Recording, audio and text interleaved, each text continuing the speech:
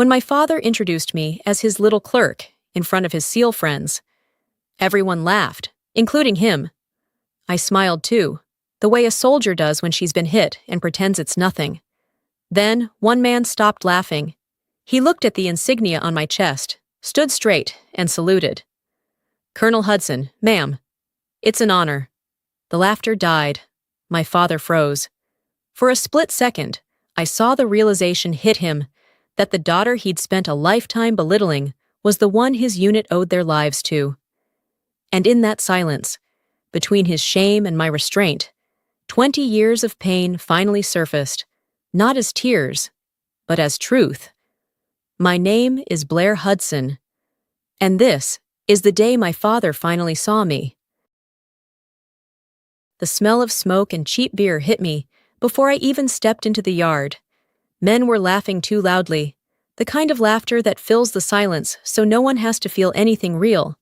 My father stood in the center of it all, one hand gripping a bottle, the other already reaching for me. He pulled me in by the shoulder, pride gleaming in his eyes, not for me, but for the story he was about to tell. "Everyone, this is my little clerk from the base office. Keeps the paperwork straight for the real soldiers." The crowd erupted. I smiled the way you do when you've trained your face to hide the hit. The beer bottle cracked in my grip, a thin line of amber dripping down my fingers. I said nothing. I'd learned long ago that silence was safer than the truth. Then I saw him, a man younger than most, watching from behind the smoke. His eyes locked on the silver insignia on my chest, that small triangular emblem I never thought anyone here would recognize. His laughter stopped first, then he straightened, heels clicking together, posture sharp and deliberate. "Colonel Hudson, ma'am, it's an honor." Every sound in the yard died at once. A single drop of beer hit the metal table, echoing louder than the laughter had. My father froze mid-smile, confusion and disbelief crawling across his face. I didn't speak. I didn't need to. The truth hung there between us. 2 decades of secrets, of sacrifice he'd never cared to see. I turned away before he could say anything, sunlight flashing off the silver rank on my shoulder. For the first time in my life, my father saw me, and it broke something in both of us. I grew up to the sound of engines shaking the air and the sting of jet fuel burning the back of my throat. At Eglin, life revolved around orders, salutes, and the quiet discipline of men who didn't talk about what they'd seen. My father was one of them. Steady hands, sharp eyes, heart locked behind regulations. He never raised his voice, never raised a hand, but every sentence came out like a command. "Don't cry. Crying doesn't fix aircraft. Failure isn't an option. Hudson." He never called me his daughter, just Hudson. To him, affection was weakness. I thought that was love until the day my mother died of lung disease when I was 16. After the funeral, he boxed up her uniform and said we wouldn't speak of it again. I joined ROTC because I wanted to continue what he started. When I told him I'd been accepted into the Air Force, he took a long pull from his coffee and muttered that they were finally letting girls play soldier. He didn't come to my commissioning ceremony. Instead, he mailed an empty envelope with a folded slip of paper inside. 3 words, "Keep your head down." I kept it in my wallet. Over the years, it bled from sweat, rain, and once, my own blood after a field drill. Whenever someone doubted me, I touched that note like armor and worked twice as hard. At 28, I was handpicked for Project Meridian, a classified program where barely 1% of officers were women. I never told him the truth. When he asked what I was doing, I said it was logistics. He smiled, relieved. "Perfect. That's safer for you." He didn't know safe was the word I hated most. The photo of my mother still sits on my desk. Her nurse's uniform pressed and perfect. The glass cracked through her smile. The watch he gave me, his old field issue, stopped years ago at 12:03, the minute she died. I still wear it, a silent reminder that in our family, love was always measured in endurance, never in words. 7 years later, I was no longer a rookie. I commanded an air support operation in Syria, Falcon Echo, A mission to extract a SEAL team pinned down under fire. The call was mine. Strike in or lose them all. I chose to act. 6 men made it out. 2 didn't. 30 seconds of hesitation cost them their lives. When I got home, the news replayed footage of the rescue. My father sat in his chair, beer in hand, watching the coverage like it was a game. He shook his head. That operation proves war isn't for everyone. Women get emotional. I froze. He was talking about my mission, the one I led, the one I couldn't sleep over. I forced a smile. Maybe, but someone had to make the call. He shrugged, uninterested. I didn't explain further. Some truths weren't worth defending. That Christmas, I sent him a card and one of my commendation ribbons. He sent an empty envelope back, not a word inside, just air and silence. 6 months later, while reviewing a classified report, I saw the list of survivors from Falcon Echo. The last name on it, late, Nathan Cross. The realization hit me like turbulence. The man I'd saved in that desert, the one whose life had cost me 2 others, was still out there. And one day, he'd meet my father. I didn't know it then, but that meeting would complete the circle neither of us knew we'd been living in. Destiny was already setting the table. I barely slept after that barbecue. My father's voice, our little clerk, kept looping in my head, tangled with the image of Commander Nathan Cross saluting me in front of everyone. I'd led men through combat zones, but I couldn't get a single honest word past my throat when it came to him. 3 days later, a message appeared on my phone. Spectre 9. I owe you my life, Cross. I froze. That codename belonged to me alone, buried deep inside Project Meridian. We met at a coffee shop overlooking the bay. He moved like a soldier, trying to pretend he wasn't one. Over black coffee, he said I'd saved 6 men that day in Syria. He'd heard my voice over the radio, steady, cold, and assumed I was a man. I told him my father had made the same mistake. Nathan said my father often bragged about Falcon Echo, calling it the real men's operation. I almost laughed at the irony. Then he slid a document across the table, half redacted. Commanding Officer, Cole, Blair Hudson, Joint Tactical Meridian. My name. My father had worshipped a ghost, never realizing his own daughter commanded that mission. Nathan's eyes held steady on mine. He deserves the truth, he said. I didn't stop him when he added, if he asks, I won't lie. The next night, my father hosted dinner for his old unit. I set the table, the air thick with barbecue smoke and memory. He started his stories, back in my day. Real soldiers didn't need computers, and when someone asked about me, he cut in.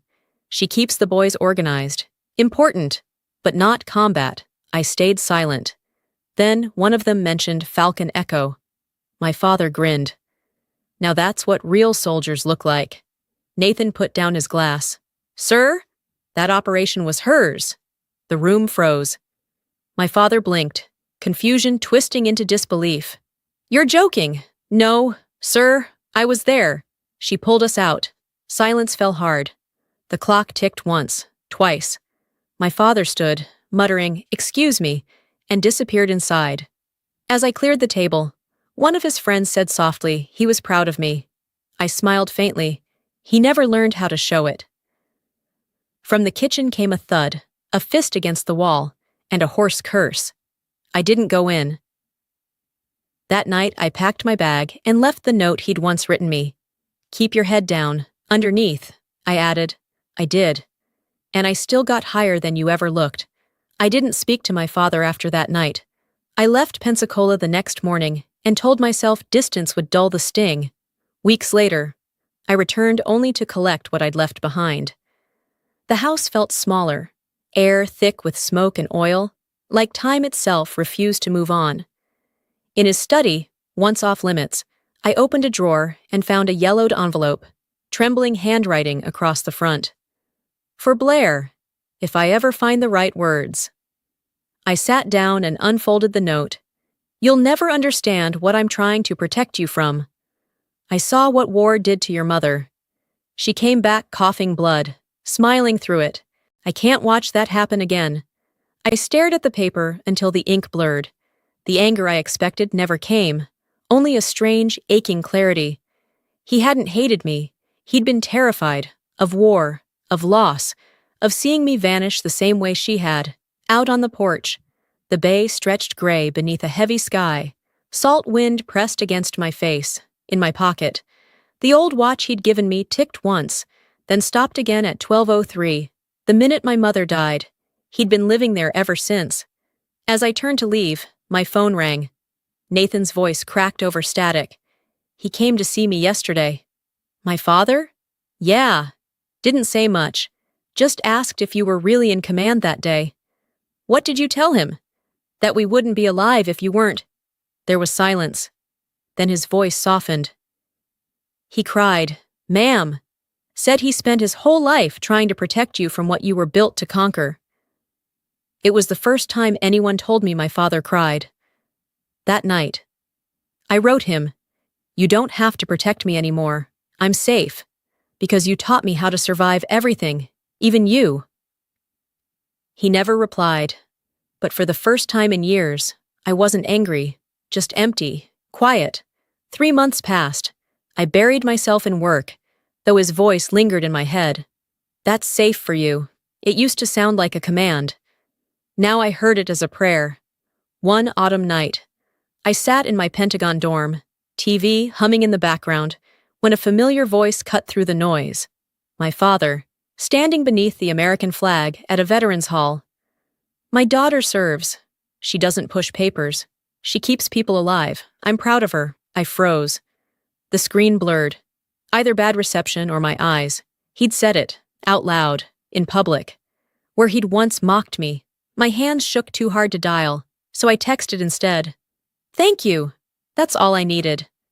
Minutes later, the phone rang. "Didn't know how else to say it," he rasped. "You just did," I whispered back.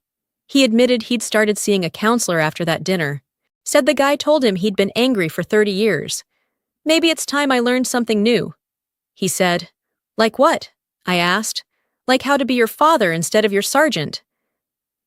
I laughed, really laughed, for the first time about us. The next day, an email arrived from his old military account. Unsent. Unfinished. Proud doesn't even start to cover it. Attached was a photo, my mother in her nurse's uniform, her hand on his shoulder, me between them holding a toy plane. He'd hidden it for 20 years. I printed it and taped it inside my locker. After that, he called every week. Never long, never emotional. "You eating right? Still flying?" Those 2 questions became the closest thing we ever had to, "I love you." When his name flashed on my phone, Dad. Incoming call. I smiled and answered. A year after that speech, I was nominated for promotion to Brigadier General. The ceremony took place at Naval Base Coronado, where I'd once coordinated joint missions with SEALs.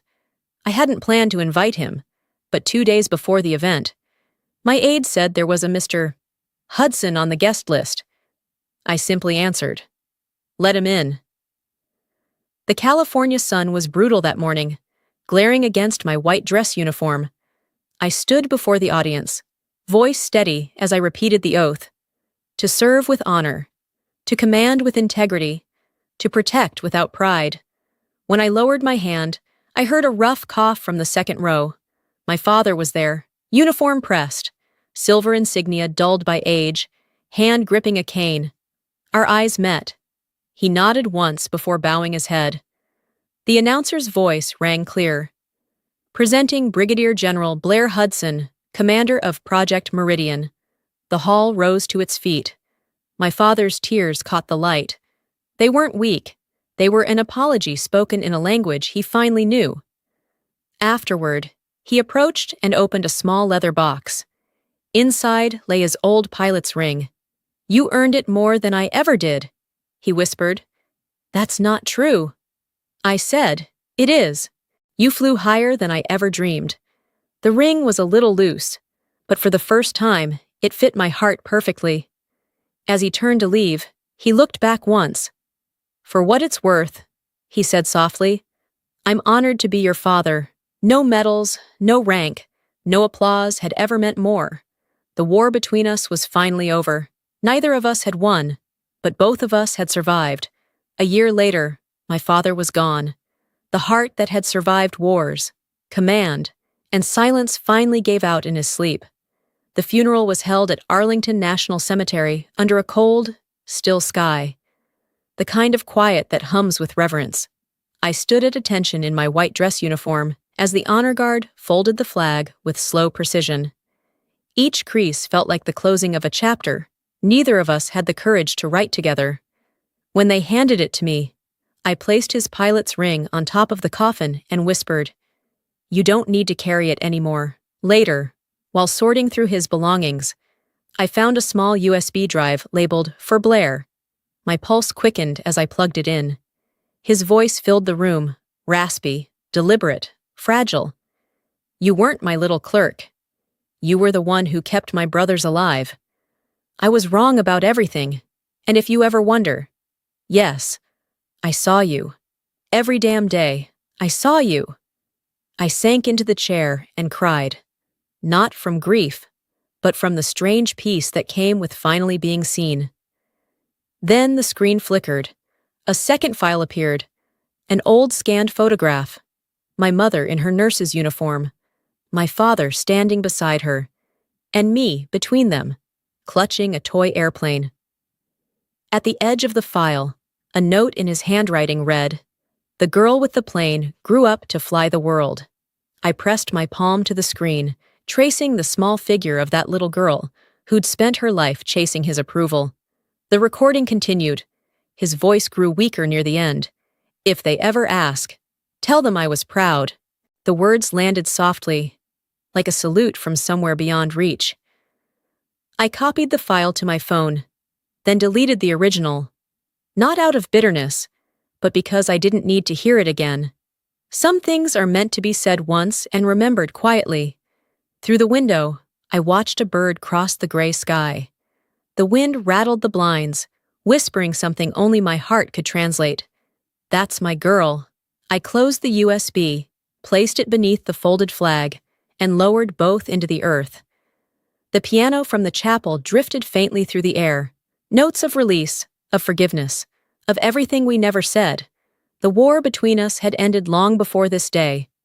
But now, finally, it was at peace. 3 years later, the world was quieter. I had traded the noise of command for the steady rhythm of instruction.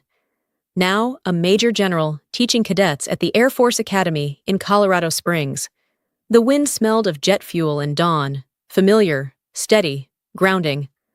On the runway below, a group of young women checked their flight suits for their first solo. I watched them move, shoulders squared, voices crisp. Among them was a girl with Nathan Cross's eyes, his daughter, Amelia. She turned toward me, helmet tucked under her arm. "Ma'am, did your father ever believe in you?" she asked, earnest and hesitant. I smiled, the answer simple now. "Eventually." She nodded, lowered her visor, and started toward her aircraft. As she climbed in, I called after her, my voice carrying across the wind. "Respect isn't given, it's revealed. When you stop waiting for permission to exist." The engines roared to life, one after another, the T-38s rising into the pale gold of sunrise. I tilted my face upward, following them into the light. On my hand, the ring gleamed, a replica of my father's, engraved with small, stubborn letters. "Keep your head up." The metal caught the morning sun like a promise. For years, that phrase had been his command. Now it was mine, reshaped by understanding. A soft chime broke the stillness, a message waiting in my inbox. From Nathan. "Ma'am, she's going to Meridian next year." I laughed. The sound caught between pride and disbelief. Tears came quietly, uninvited but welcome. The circle had closed. The daughter once dismissed had become the woman shaping the next generation, the one her father feared she would become, yet the one he had unknowingly raised her to be. Outside, the sky over Eglin shimmered, vast and forgiving. I imagined him somewhere beyond those clouds, watching, maybe smiling that same restrained smile he always wore when he didn't know how to say I'm proud. The aircrafts cut through the horizon, sunlight glinting off their wings. The hum in the air felt like music, soft, steady, and final.